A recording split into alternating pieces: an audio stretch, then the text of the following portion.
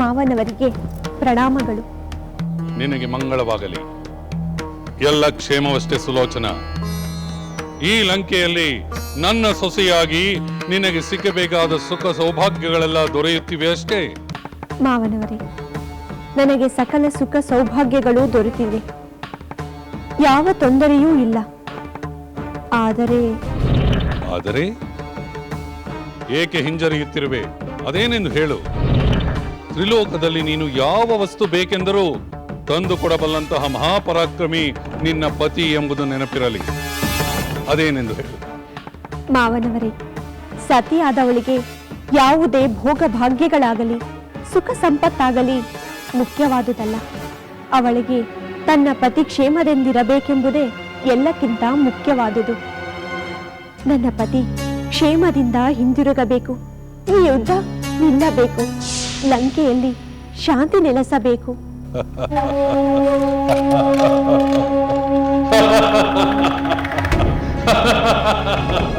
ಮಾವನವರೇ, ಏಕೆ ನಗುತ್ತಿರುವಿರಿ?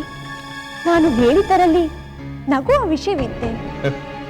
ನಿನ್ನ ಮಾತಿನಲ್ಲಿ ನಗುವ ವಿಷಯವಿರಲಿಲ್ಲ, ಅದರಲ್ಲಿ ಅಪಾರವಾದ ಅಜ್ಞಾನವಿದೆ. ಅಜ್ಞಾನವೇ? ಹೌದು. ನಿನ್ನ ಪತಿ ಯುದ್ಧದಿಂದ ಕ್ಷೇಮವಾಗಿ ಹಿಂದಿರುಗಬೇಕು ಎಂದು ಹೇಳಿದೆಯಲ್ಲ, ಅದು ಅಜ್ಞಾನವಲ್ಲದೆ ಮತ್ತಿನ್ನೇನು ಸುಲೋಚನ.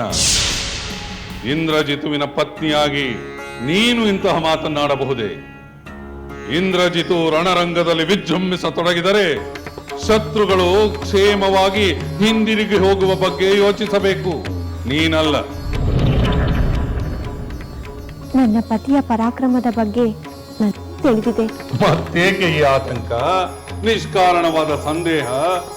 ಹೋಗು, ಅರಮನೆಯಲ್ಲಿನ ಸುಖ ಭೋಗಗಳನ್ನು ಆನಂದಿಸು.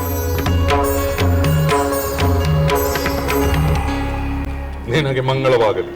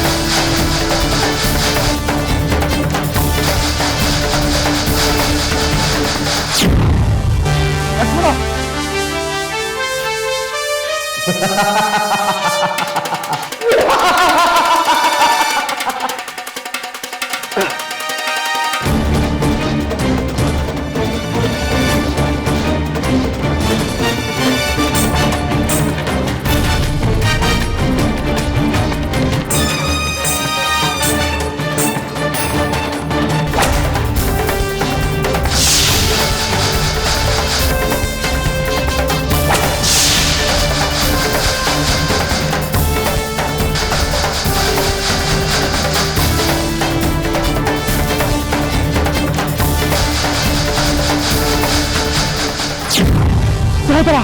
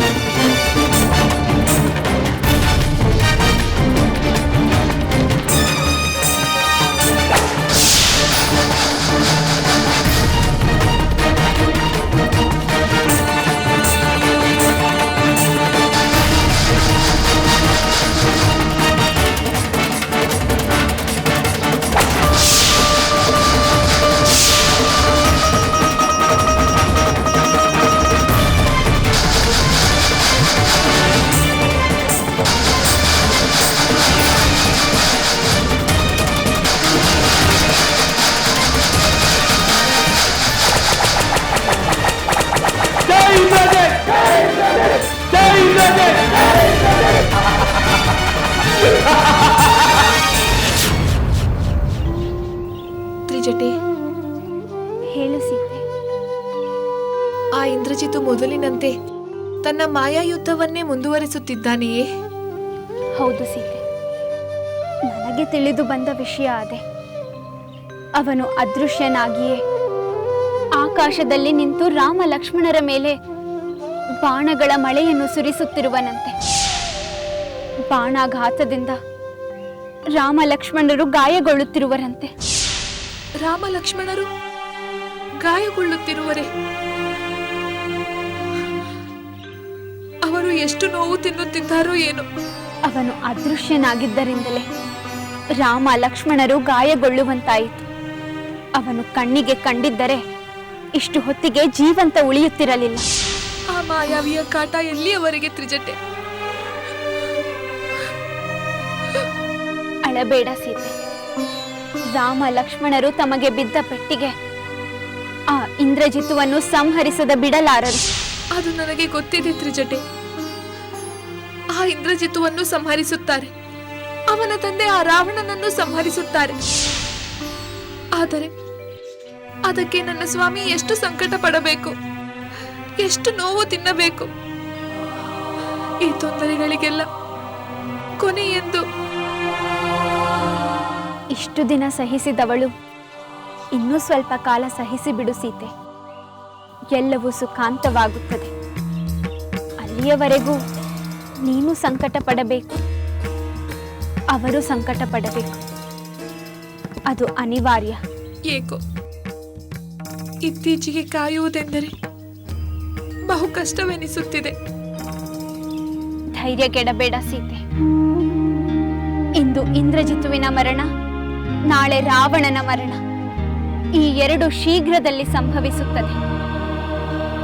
ನಿನಗೆ ಸಂತೋಷ ಕೊಡುವ ಆ ದುಷ್ಟ ಸಂಹಾರದ ಸುದ್ದಿಯನ್ನು ತರಲು ನಾನು ಹೋಗುತ್ತೇನೆ. ನಾನು ಬರುವವರೆಗೂ ನೀನು ಸಮಾಧಾನದಿಂದಿರು.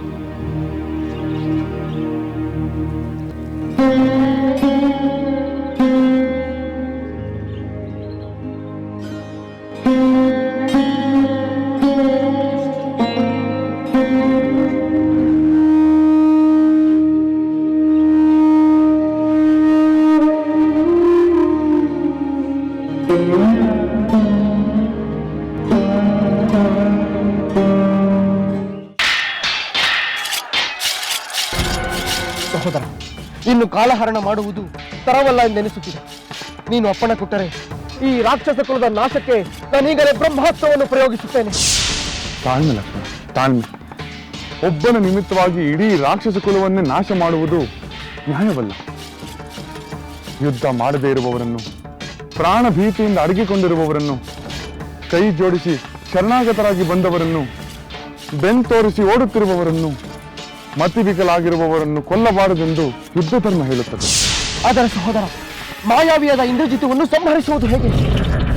ಬ್ರಹ್ಮಾಸ್ತ್ರದ ಹೊರತಾಗಿ ಅವನ ಆಟಾಟೋಪವನ್ನು ಅಡಗಿಸುವುದು ಹೇಗೆ? ಅವನ ವಧೆಗೆ ನಾವು ಪ್ರಯತ್ನಿಸೋಣ ಲಕ್ಷ್ಮಣ. ಸರ್ಪ ಸದೃಶವಾದ ಭಯಂಕರವಾದ ಅಸ್ತ್ರಗಳನ್ನು ಅವನ ಮೇಲೆ ಪ್ರಯೋಗಿಸೋಣ. ಮಾಯಾ ವಿದ್ಯೆ ನಿಪುಣನಾದ ಅವನು ನಮ್ಮ ಕಣ್ಣಿಗೆ ಬಿದ್ದರೆ ನಮ್ಮ ವಾನರ ಸೈನಿಕರೇ ಅವನನ್ನು ಸಂಹರಿಸುತ್ತಾರೆ. ಅವನು ಕಣ್ಣಿಗೆ ಕಾಣಿಸಿಕೊಳ್ಳಬೇಕಲ್ಲ. ಚಿಂತಿಸಬೇಡ ಲಕ್ಷ್ಮಣ. ದುರಾತ್ಮನಾದ ಇಂದ್ರಜಿತು ಭೂಮಿಗೆ ಇಳಿದು ಬರಲಿ, ಸ್ವರ್ಗಕ್ಕೆ ಹೋಗಿ ಬಿಡಲಿ, ರಸಾತಲವನ್ನೇ ಪ್ರವೇಶಿಸಲಿ, ಆಕಾಶದಲ್ಲೇ ನಿಲ್ಲಲಿ, ಅಥವಾ ನಿಗೂಢವಾಗಿ ಯುದ್ಧ ಮಾಡಲಿ, ನಾನು ಬಿಡಲಿರುವ ಮಹಾಸ್ತ್ರದಿಂದ ಅವನು ಪ್ರಾಣ ತೊರೆದು ಭೂಮಿಗೆ ಬೀಳುತ್ತಾನೆ. ನೀನು ನೋಡುತ್ತೇನೆ.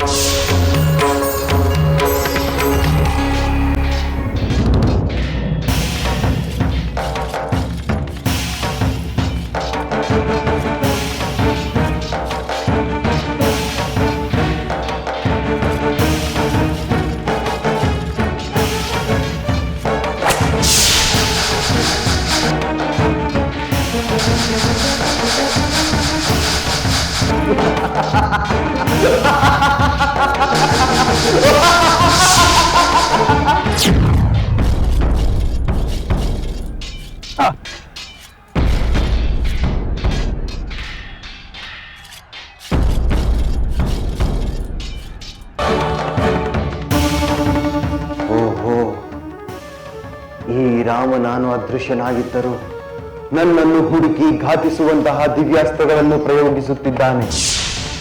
ನಾನು ಇಲ್ಲಿಯೇ ಇದ್ದರೆ ಈ ರಾಮನ ಬಾಣಗಳಿಗೆ ನಾನು ಬಲಿಯಾಗಿ ಬಿಡುತ್ತೇನೆ. ತಕ್ಷಣಕ್ಕೆ ಈ ಯುದ್ಧ ಭೂಮಿಯಿಂದ ಮರೆಯಾಗಲೇಬೇಕು.